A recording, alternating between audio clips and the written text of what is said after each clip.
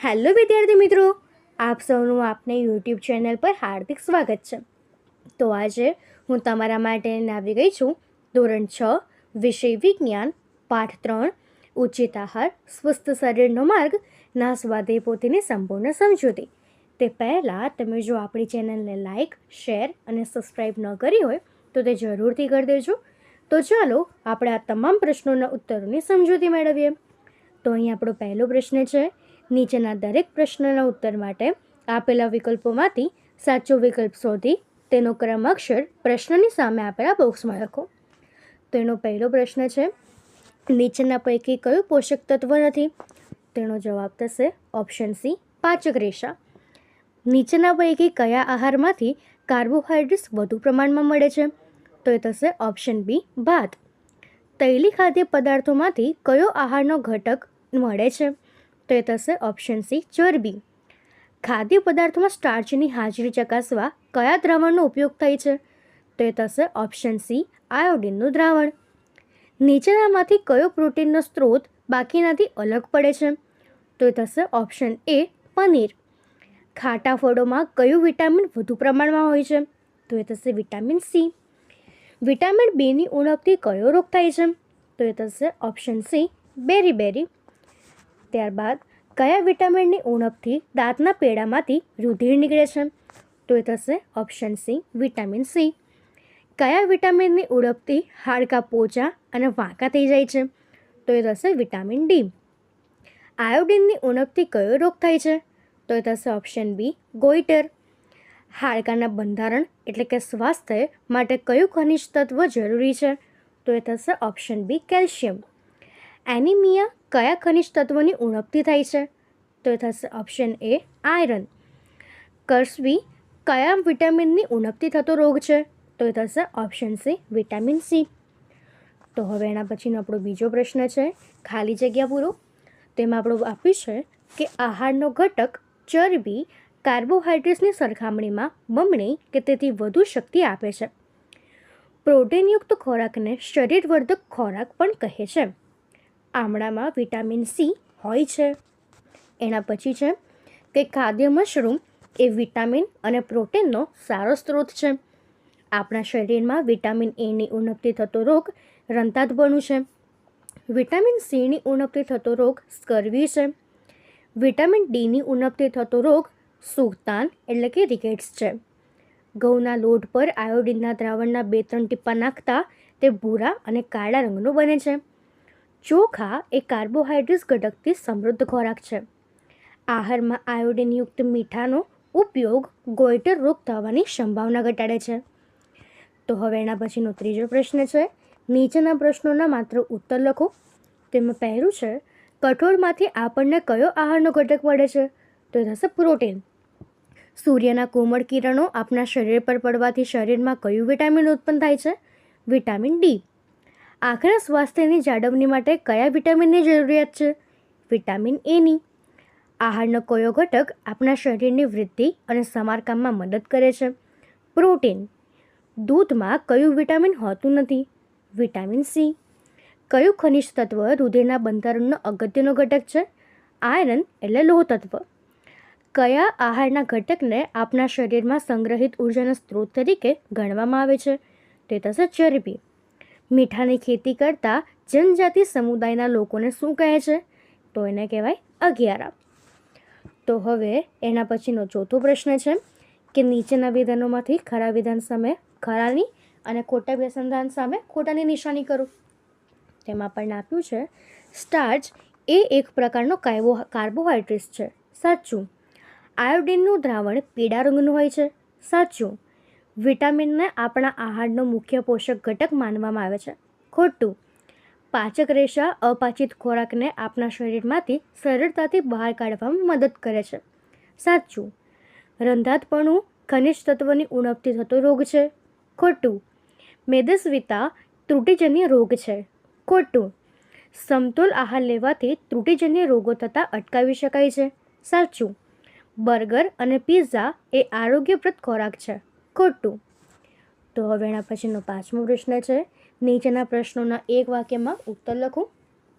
તેમાં આપણો પહેલો પ્રશ્ન છે, કયા પોષક તત્વો ધરાવતા ખોરાકને ઉર્જાવર્ધક ખોરાક કહે છે? તો કાર્બોહાઈડ્રેટ અને ચરબી ધરાવતા ખોરાકને ઉર્જાવર્ધક ખોરાક કહે છે. આહારના મુખ્ય ઘટકો જણાવો. તો આહારના મુખ્ય ઘટકો કાર્બોહાઈડ્રેટ, પ્રોટીન, ચરબી, વિટામિન, ખનિજ, ક્ષાર, પાચક રેસા અને પાણી છે. સ્ટાર્ચ આયોડિનના દ્રાવણ સાથે કયો રંગ આપે છે? તો સ્ટાર્ચ આયોડિનના દ્રાવણ સાથે ભૂરો અને કાળો રંગ આપે છે. આહારમાં કયા પોષક તત્વની અલ્પ માત્રામાં આવશ્યકતા રહેલી છે? તો આહારમાં વિટામિનો અને ખનિજ ક્ષારોની અલ્પ માત્રામાં આવશ્યકતા રહેલી છે.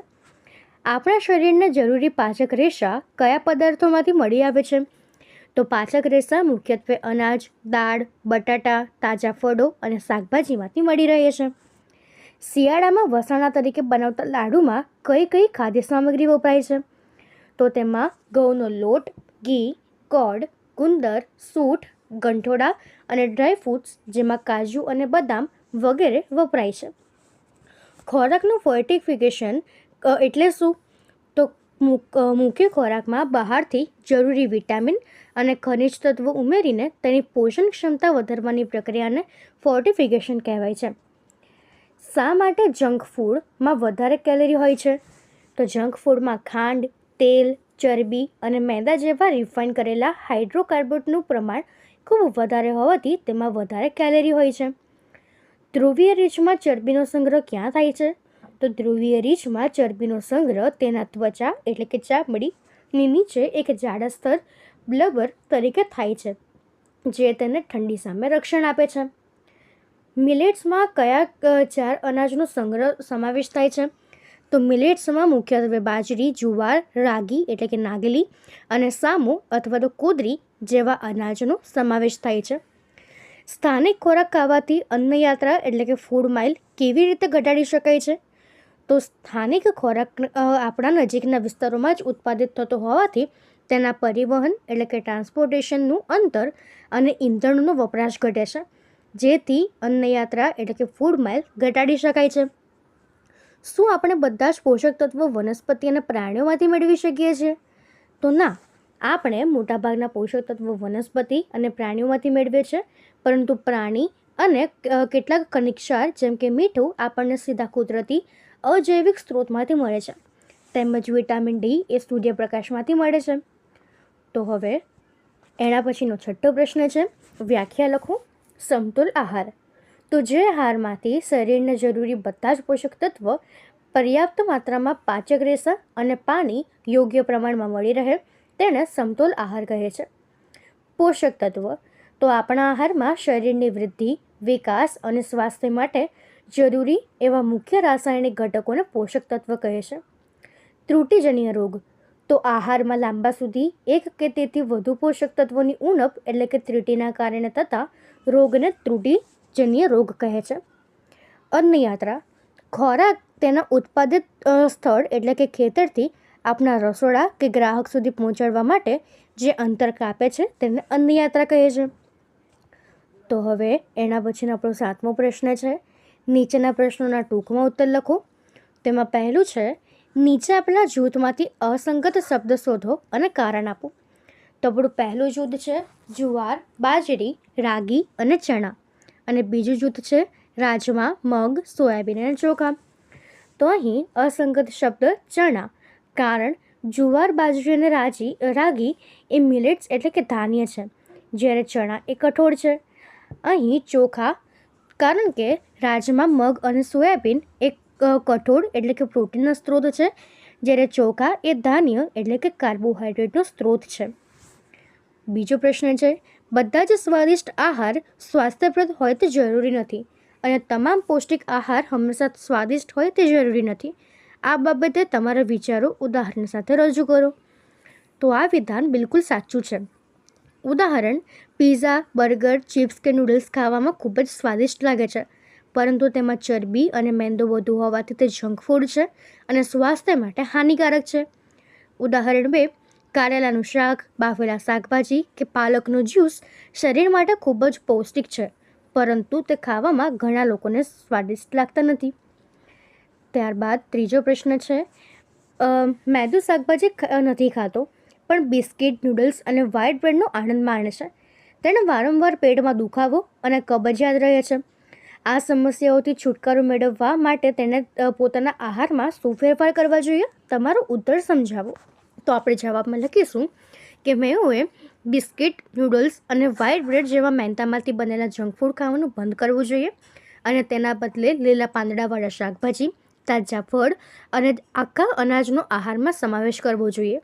મેંદાવાળી વસ્તુઓમાં પાચક રેશા એટલે નુકસાન હોતા નથી. મેંદાવાળી વસ્તુઓમાં પાચક રેશા નથી હોતા, જેના કારણે તે આંતરડામાં ચોંટી જાય છે અને કબજિયાત તથા પેટમાં દુખાવો થાય છે. શાકભાજી અને ફળોમાંથી મળતા પાચક રેશા ખોરાકને પચાવવામાં અને મળત્યાગ સરળ બનાવી કબજિયાત દૂર કરવામાં મદદ કરે છે. ચોથો પ્રશ્ન છે, રેશમાને ઝાંખા પ્રકાશ એટલે કે અજવાળામાં વસ્તુઓ જોવામાં તકલીફ પડે છે. ડૉક્ટરે તેની આંખોની તપાસ કરી અને તેણે એક ખાસ વિટામિન લેવાનું સૂચવ્યું. તેમણે તેને આ માટે તેના આહારમાં કેટલાક ખાદ્ય પદાર્થ સામેલ કરવાની સલાહ પણ આપી. આ પરથી નીચેના પ્રશ્નના ઉત્તર લખો, જેમાં પહેલો પ્રશ્ન છે, રેશમા કયા ત્રિજન્ય રોગથી પીડાતી હશે? તે થશે રંધાતપણું. તેના ખોરાકમાં આહારના કયા ઘટકની ઉણપ હોઈ શકે? વિટામિન એની. તેની આ સમસ્યાને દૂર કરવા માટે તેણે આહારમાં ખાવા જોઈએ તેવા કોઈ પણ 4 ખાદ્ય પદાર્થના નામ આપો. તો એ થશે ગાજર, પપૈયું, દૂધ, કેરી અથવા લીલા પાંદડાવાળા શાકભાજી. ત્યારબાદ પાંચમો પ્રશ્ન છે, તમને નીચેની વસ્તુઓ આપવામાં આવેલ છે. ટીનમાં ભરેલો ફળોનો તૈયાર રસ, તાજા ફળોનો રસ અને તાજા ફળ. તમે કયું પસંદ કરશો? તો હું તાજા ફળ પસંદ કરીશ, કારણ કે તાજા ફળ ખાવાથી આપણને પૂરેપૂરા વિટામિન્સ અને ખનિજ ક્ષાર અને પુષ્કળ પ્રમાણમાં પાચક રેશા મળે છે, જે પાચન ક્રિયા માટે ખૂબ જ જરૂરી છે. ટીનમાં ભરેલા રસમાં પર્ઝેટિવ અને વધારાના ખાંડ હોય છે, તેમજ રસ ગાળી લેવાથી તેમાંથી પાચક રેશા નષ્ટ થઈ જાય છે. તેથી આખા તાજા ફળ ખાવા તે સ્વાસ્થ્ય માટે સૌથી ઉત્તમ છે.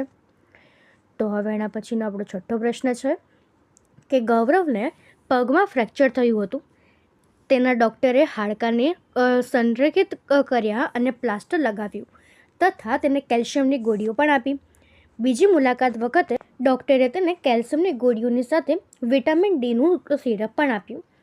પાઠ્યપુસ્તકની આકૃતિ 3.5નો સંદર્ભ લો અને નીચેના પ્રશ્નોના ઉત્તર લખો. તો પહેલો પ્રશ્ન છે, ડૉક્ટરે ગૌરવને કેલ્શિયમની ગોળીઓ કેમ આપી? તો કેલ્શિયમ હાડકાની મજબૂતાઈ માટે જરૂરી છે. ફ્રેક્ચર થયેલા હાડકાને ઝડપથી જોડવા માટે ડૉક્ટરે કેલ્શિયમની ગોળી આપી. બીજો પ્રશ્ન છે, બીજી મુલાકાત વખતે ડૉક્ટરને કેલ્શિયમની ગોળીઓની સાથે વિટામિન ડીનું સિરપ શા માટે આપ્યું? શરીર કેલ્શિયમનું શોષણ વિટામિન ડીની હાજરીમાં જ કરી શકે છે. કેલ્શિયમ શરીરમાં બરાબર પચે તે માટે વિટામિન ડીનું સિરપ આપ્યું હશે. અને ત્રીજો પ્રશ્ન છે કે ડૉક્ટરે આપેલ દવાઓ વિશે તમારા મનમાં કયો પ્રશ્ન ઉદ્ભવે છે? તો પ્રશ્ન થશે કે શું વિટામિન ડી વગર લેવામાં આવેલી કેલ્શિયમની ગોળીઓ શરીરને કોઈ ફાયદો કરતી નથી?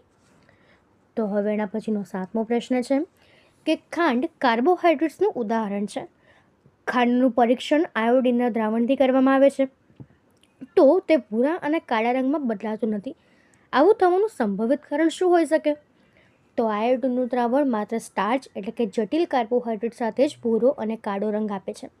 ખાંડ એ સરળ કાર્બોહાઈડ્રેટ્સ એટલે કે સુક્રેસ છે અને તેમાં સ્ટાર્ચ હોતો નથી, તેથી તેનો રંગ પણ બદલાતો નથી. ત્યારબાદ આઠમો પ્રશ્ન છે, લેબોરેટરીમાં આયોડિનનો ઉપયોગ કરતી વખતે આયોડિનના કેટલાક ટીપ્પા મિસ્ટીના મોજા પર પડ્યા હતા અને કેટલાક તેના શિક્ષકની સાડી પર પડ્યા હતા. સાડી પર આયોડિનના ટીપ્પા ભૂરા કાળા રંગના થઈ ગયા હતા, જ્યારે મોજા પર તેનો રંગ બદલાયો નહીં. આ શા માટે સંભવિત કારણ શું હોઈ શકે? તો શિક્ષકની સાડી સુતરાઉ કાપડની હશે અને તેના પર સ્ટાર્ચ એટલે કે કલફ લગાવેલો હશે, તેથી તે ભૂરા અને કાળા રંગની થઈ ગઈ. જ્યારે મિસ્ટીના મોજા ઊન કે નાયલોનના હશે, જેમાં સ્ટાર્ચ હોતો નથી, તેથી તેનો રંગ બદલાયો નહીં હોય. ત્યારબાદ નવમો પ્રશ્ન છે, શા માટે મિલેટ્સને આરોગ્યપ્રદ આહાર માનવામાં આવે છે? શું શરીરની પોષક જરૂરિયાત માટે ફક્ત મિલેટ્સ ખાવું પૂરતું છે? ચર્ચા કરો. તો મિલેટ્સમાં પુષ્કળ પ્રમાણમાં પાચક રેશા એટલે કે ફાઇબર, પ્રોટીન, વિટામિન અને આયરન કે કેલ્શિયમ જેવા ખનિજ ક્ષાર હોય છે. તે પાચન ક્રિયા સુધારે છે અને ડાયાબિટીસ કે હૃદય રોગના નિયંત્રણમાં મદદરૂપ હોવાથી તેને આરોગ્યપ્રદ આહાર માનવામાં આવે છે. ના, શરીરને તમામ પોષક જરૂરિયાત માટે ફક્ત મિલેટ્સ ખાવું પૂરતું નથી.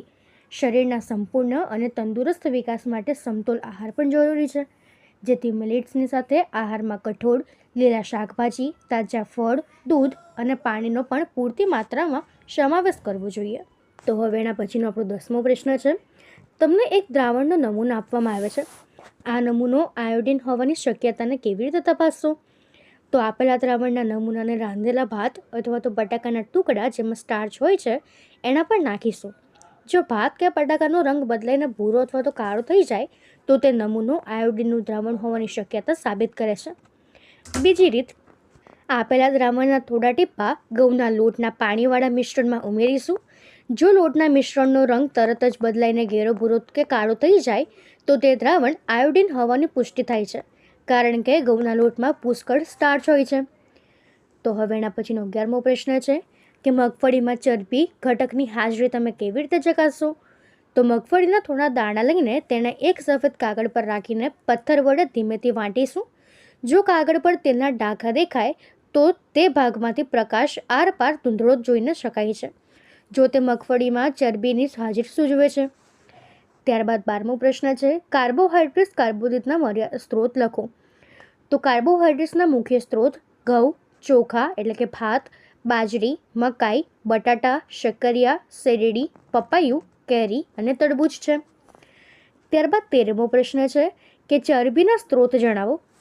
તો ચરબીના મુખ્ય સ્ત્રોતો જેમાં મગફળી, બદામ, તલ, કોપરું, તેલીબિયા, વનસ્પતિ તેલ, રાઈ, સૂર્યમુખી અને સોયાબીનનું તેલ, દૂધ, ઘી, માખણ, મલાઈ, ઈંડા અને માછલી છે. તો હવે એના પછીનો 14મો પ્રશ્ન છે, પ્રોટીનના સ્ત્રોત જણાવો. તો એ થશે કે પ્રોટીનના મુખ્ય સ્ત્રોતોમાં મગ, ચણા, તુવેર, વટાણા, વાલ, સોયાબીન અને રાજમા જેવા કઠોળનો સમાવેશ થાય છે.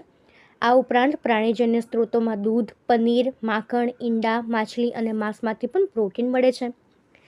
ત્યારબાદ 15મો પ્રશ્ન છે કે આપણા શરીરમાં પાણીની અગત્ય જણાવો. તો આપણા પાણી આહારમાં રહેલા પોષક તત્વોનું શરીરમાં શોષણ કરવામાં મદદ કરે છે. તે શરીરમાંથી નકામા પદાર્થોને પેશાબ અને પરસેવા દ્વારા બહાર કાઢવામાં મદદ કરે છે, તેમજ શરીરનું તાપમાન જાળવી રાખે છે. ત્યારબાદ 16મો પ્રશ્ન છે, પાચક રેશાના સ્ત્રોતો અને તેની અગત્ય લખો. તો સ્ત્રોતો થશે આખા અનાજ, દાળ, બટાટા, તાજા ફળ, લીલા પાંદડાવાળા શાકભાજી. અને એની અગત્યતા થશે પાચક રેશા એટલે કે વૃક્ષાંશ આપણા શરીરને કોઈ પોષક તત્વ આપતા નથી, પરંતુ તે ભોજનનો જથ્થો વધારે છે અને અપાચિત ખોરાકને શરીરમાંથી બહાર કાઢવામાં એટલે કે કબજિયાત રોકવામાં મદદ કરે છે. 17મો પ્રશ્ન છે, આપણા શરીરને પાણી પૂરું પાડતા ખોરાકના સ્ત્રોત કયા છે? તેમાંથી કેટલાકની યાદી બનાવો. તો આપણાને પાણી પીવા ઉપરાંત એવા ખાદ્ય પદાર્થોમાંથી મળે છે જેવા કુદરતી રીતે પાણી રહેલું હોય. યાદી: દૂધ, ચા, કોફી, રાંધેલો ખોરાક જેમ કે દાળ કે સૂપ, તાજા ફળ જેમાં તરબૂચ, નારંગી, ટામેટાં અને લીલા શાકભાજી. તો હવે એના પછીનો આપણો 8મો પ્રશ્ન છે કે વૈજ્ઞાનિક કારણ આપીને સમજાવો. તો એમાં પહેલું છે કે નાના બાળકોને આહારમાં પૂરતા પ્રમાણમાં પ્રોટીન આપવું જોઈએ. તો આપણે એનું કારણ લખીશું કે નાના બાળકોનું શરીર સતત વિકાસ અને વૃદ્ધિ કરતું હોય છે. પ્રોટીન એ શરીરવર્ધક ખોરાક છે જે શરીરના નવા કોષો અને પેશીઓના નિર્માણ માટે તેમજ ઘસારાને પહોંચી વળવા માટે અત્યંત જરૂરી છે. જો બાળકોને પૂરતું પ્રોટીન ન મળે તો તેમનો શારીરિક અને માનસિક વિકાસ અટકી જાય છે. તેથી તેમના આહારમાં પૂરતું પ્રોટીન આપવું જોઈએ. ત્યારબાદ બીજો પ્રશ્ન છે, બાળકોને સૂર્યના કોમળ તડકામાં રમવા દેવા જોઈએ. તો સૂર્યના કોમળ તડકામાં આપણી ત્વચા એટલે કે ચામડી કુદરતી રીતે વિટામિન ડીનું નિર્માણ કરે છે. વિટામિન ડી બાળકોના હાડકાં અને દાંતની મજબૂતાઈ તેમજ કેલ્શિયમના શોષણ માટે અત્યંત જરૂરી છે. જો બાળકોને તડકો ન મળે તો તેમના હાડકાં પોચા અને નબળા થઈ જાય છે અને તેથી તેમને તડકામાં રમવા દેવા જોઈએ. ત્યારબાદ ત્રીજો પ્રશ્ન છે કે આપણે લીલા પાંદડાવાળા શાકભાજી ખાવા જોઈએ. તો લીલા પાંદડાવાળા શાકભાજીમાંથી આપણા શરીરને પુષ્કળ પ્રમાણમાં વિટામિન એ, આયરન જેમ કે લોહ તત્વો, ખનિજ ક્ષાર અને પાચક રેસા મળી રહે છે. તે આંખોનું તેજ વધારે છે, શરીરમાં નવું લોહી બનાવવામાં મદદ કરે છે અને પાચન તંત્રને સાફ રાખીને કબજિયાત થવા દેતા નથી. તેથી આપણે તે ખાવા જોઈએ. ત્યારબાદ ચોથો પ્રશ્ન છે, આપણે સમતોલ આહાર લેવો જોઈએ. તો સમતોલ આહારમાંથી આપણા શરીરને જરૂરી એવા બધા જ પોષક તત્વ જેમ કે કાર્બોહાઈડ્રેટ, પ્રોટીન, ચરબી, વિટામિન અને ખનિજ ક્ષાર યોગ્ય માત્રામાં મળી રહે છે. તે શરીરની સામાન્ય વૃદ્ધિ, રોગપ્રતિકારક શક્તિ અને સારા સ્વાસ્થ્ય માટે જરૂરી છે. જો સમતોલ આહાર ન લઈએ તો શરીરમાં પોષક તત્વોની ઉણપથી ત્રુટિજન્ય રોગ થાય છે. ત્યારબાદ 5મું છે, દૂધ સંપૂર્ણ આહાર છે પરંતુ સમતોલ આહાર નથી. તો દૂધમાં પ્રોટીન, ચરબી, કેલ્શિયમ અને ઘણા બધા વિટામિન્સ રહેલા હોવાથી તેને સામાન્ય રીતે સંપૂર્ણ આહાર કહેવામાં આવે છે. પરંતુ દૂધમાં શરીર માટે અત્યંત જરૂરી એવા 2 મુખ્ય ઘટકો વિટામિન સી અને આયરન એટલે કે લોહ તત્વ ખૂબ જ નહિવત કે અનહૂળ માત્રામાં હોય છે. સમતોલ આહારમાં બધા જ પોષક તત્વો હોવા અનિવાર્ય છે, તેથી દૂધ એ સંપૂર્ણ હોવા છતાં સમતોલ આહાર નથી. તો હવે એના પછીનો આપણો પ્રશ્ન છે, તફાવત કાર્બોહાઈડ્રેટ અને ચરબી. તો કાર્બોહાઈડ્રેટમાં આપણે લખીશું કે તે શરીરને શક્તિ એટલે કે ઉર્જા આપનારો મુખ્ય ઘટક છે અને તેના મુખ્ય સ્ત્રોતો ઘઉં, ચોખા, બાજરી અને બટાકા છે. જ્યારે ચરબી તો તે શરીરને ગરમી અને કાર્બોહાઈડ્રેટ કરતાં વધુ શક્તિ આપે છે અને તેના મુખ્ય સ્ત્રોતો મગફળી, તેલ, ઘી અને માખણ છે. ત્યારબાદ બીજું છે વિટામિન અને ખનિજ તત્વ. તો વિટામિનમાં આપણે લખીશું કે તે શરીરને રોગ સામે રક્ષણ આપીને તંદુરસ્તી જાળવવાનું કાર્ય કરે છે. તેના મુખ્ય પ્રકાર vitamin A, P, C, D, E અને કે છે. જ્યારે ખનિજ તત્વ તો તે શરીરના યોગ્ય વિકાસ અને બંધારણ એટલે કે હાડકાં અને લોહી માટે જરૂરી છે. તેના મુખ્ય પ્રકાર કેલ્શિયમ, ફોસ્ફરસ, આયર્ન અને આયોડિન છે. ત્યારબાદ ત્રીજું છે વિટામિન સી અને વિટામિન ડી. તો વિટામિન સીમાં આપણે લખીશું કે તેની ઉણપથી સર્ક્યુવી નામનો રોગ થાય છે અને તેના મુખ્ય સ્ત્રોતો આમળા, લીંબુ અને નારંગી જેમ કે ખાટા ફળો છે. અને વિટામિન ટીમાં આપણે લખીશું કે તેની ઉણપથી સુક્તાન એટલે કે રિકેટ્સ નામનો રોગ થાય છે અને તેના મુખ્ય સ્ત્રોતો સૂર્યપ્રકાશ, દૂધ અને માખણ છે. તો હવે એના પછીનો આપણો 10મો પ્રશ્ન છે, જોડકા જોડો. તેમાં આપણને આપ્યું છે વિટામિન એ તો તે થશે રંધતપણું, વિટામિન B1 તો એ થશે બેરી. વિટામિન સી તો સ્કર્વી અને વિટામિન ડી તો એ થશે સુક્તાન એટલે કે રિકેટ્સ. તો એના પછીનો હવે આપણો 11મો પ્રશ્ન છે કે નીચેના પ્રશ્નોના મુદ્દાસર ઉત્તર લખો. એમાં પહેલો પ્રશ્ન છે કે આપણા આહારમાં રહેલા પોષક તત્વોના નામ આપો અને દરેકના સામાન્ય કાર્ય લખો. તો આપણા આહારના મુખ્ય પોષક તત્વો અને તેના કાર્ય નીચે મુજબ છે. પહેલું કાર્બોદિત, તો તે આપણા શરીરને મુખ્યત્વે શક્તિ અને ઉર્જા પૂરી પાડે છે. ચરબી, તે શરીરને ઉર્જા આપે છે અને કાર્બોદિતની સરખામણીમાં ચરબીમાંથી વધુ ઉર્જા મળે છે. ખનિજ ક્ષાર, તો શરીરના યોગ્ય વિકાસ અને સારા સ્વાસ્થ્ય માટે આયોડિન, કેલ્શિયમ, આયર્ન અને ફોસ્ફરસ જેવા ખનિજ ક્ષાર જરૂરી છે. પ્રોટીન, તો તે શરીરની વૃદ્ધિ અને ક્ષતિગ્રસ્ત ભાગોના સમારકામ એટલે કે ઘસારો પૂરો કરવા માટે જરૂરી છે. તેને શરીરવર્ધક ખોરાક પણ કહે છે. વિટામિન, તે શરીરને રોગોથી રક્ષણ આપે છે તથા આપણી આંખ, હાડકાં, દાંત અને પેઢાને સ્વસ્થ રાખવામાં મદદ કરે છે. આ ઉપરાંત આહારમાં પાચક રેસા અને પાણી પણ સમતોલ છે, જો શરીરના પાચનમાં મદદ કરે છે. ત્યારબાદ બીજું છે કે ટૂંકનો જ લખો મિલેટ્સ. તો મિલેટ્સ એટલે નાના દાણાવાળા ધાન્ય પાકો જેને સામાન્ય ભાષામાં જાડું અનાજ અથવા 3 ધાન્ય કહેવામાં આવે છે. આપણા દેશમાં બાજરી, જુવાર, રાગી એટલે કે નાગલી, સામો અને કોદરી વગેરે મુખ્ય મિલેટ્સ પાક છે. આ ધાન્ય પોષક તત્વોથી ભરપૂર હોય છે, જેમાં પુષ્કળ પ્રમાણમાં ફાઇબર, પ્રોટીન, આયરન અને કેલ્શિયમ જેવી જરૂરી તત્વો મળી આવે છે. મિલેટ્સ ગ્લુટેન મુક્ત હોવાને કારણે પાચન ક્રિયા માટે શ્રેષ્ઠ છે અને તે ડાયાબિટીસ તેમજ હૃદયરોગના દર્દી માટે ખૂબ જ ગુણકારી માનવામાં આવે છે. ખેતીની દ્રષ્ટિએ પણ આ પાકો ખૂબ જ ફળદાયક છે કારણ કે તેને ઉગાડવા માટે ઓછું પાણી અને ઓછી ફળદ્રુપ જમીનની જરૂર પડે છે, જેથી તે મુશ્કેલ હવામાનમાં પણ પર્યાવરણને અનુકૂળ રહીને સરળતાથી પાકે છે. તો હવે એના પછીનો આપણો પ્રશ્ન 3 કે ભારતમાં પરંપરાગત અને આધુનિક રંધન પદ્ધતિઓની ચર્ચા કરો. તો પરંપરાગત રાંધણ પદ્ધતિઓ, બર્તન અને સાધનો. તો જૂના સમયમાં રસોઈ બનાવવા માટે માટીના ચૂલા પર લાકડા, કોલસા અને છાણનો ઉપયોગ થતો હતો. વાસણો, તો રસોઈ માટે મુખ્યત્વે માટીના વાસણો તેમજ લાંબા પિત્તળ અને કાંસના વાસણો વપરાતા હતા. પદ્ધતિ, ખોરાકને ધીમા તાપે લાંબા સમય સુધી રાંધવામાં આવતો હતો. મસાલા પીસવા માટે ખાંડની, દસ્તા કે સિલબટ્ટાનો ઉપયોગ થતો હતો.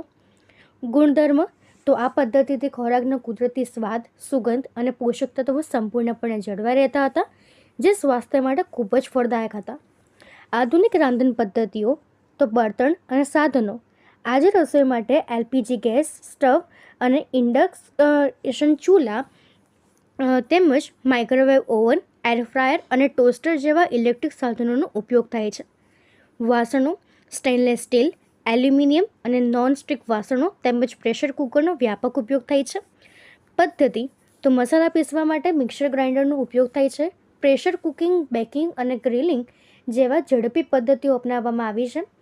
ગુણધર્મ તો આ આધુનિક પદ્ધતિઓથી સમય અને મહેનતની ભારે બચત થાય છે, પરંતુ કેટલીક વાર વધુ તાપમાને ઝડપથી રાંધવાને કારણે ખોરાકના પોષક તત્વો નાશ પામે છે. તેનો નિર્ણય થશે કે આજે ભારતીય રસોડામાં બંને પદ્ધતિઓનું મિશ્રણ જોવા મળે છે. સમય બચાવવા માટે આધુનિક સાધનોનો ઉપયોગ થાય છે, જ્યારે સારા સ્વાસ્થ્ય અને સ્વાદ માટે લોકો ફરીથી માટીના વાસણો અને ધીમી આંચ પર રાંધવાની પરંપરા તરફ વળી રહ્યા છે.